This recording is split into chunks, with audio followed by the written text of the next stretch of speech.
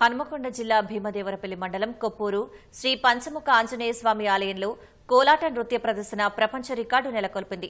960 మంది మహిళలు హనుమాన్ చాలీసాకు చేసిన కోలాటాన్ని స్పిరిచువల్ బుక్ ఆఫ్ వరల్డ్ రికార్డులో నమోదు చేసినట్లు నేషనల్ కోఆర్డినేటర్ కెవి రమణారావు తెలిపారు.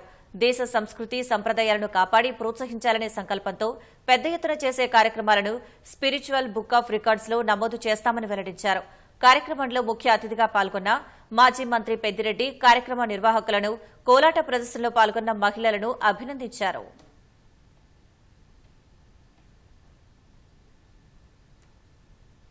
ముందుగా మేము అనుకున్నది 459 మందితో మహిళా మనులతో కోలాట ప్రదర్శన, హనుమాన్ చాలీసా మీద కోలాట ప్రదర్శన చేసి దాన్ని స్పిరిచువల్ బుక్ ఆఫ్ రికార్డ్స్ నమోదు చేయాలని చెప్పి అనుకున్నాము. అయితే 459 అనేది 960 మందికి చేరింది. 960 మంది మహిళా మనులు ఈరోజు ఈ పంచముఖ ఆంజనేయ స్వామి దేవాలయ ప్రాంగణంలో హనుమాన్ చాలీసా మీద కోలాట ప్రదర్శన చేసి ఈ spiritual book of world records వారి పేరును నమోదు చేసుకున్నారు. స్వామి సేవలో అందరం నిమగ్నం కావాలి.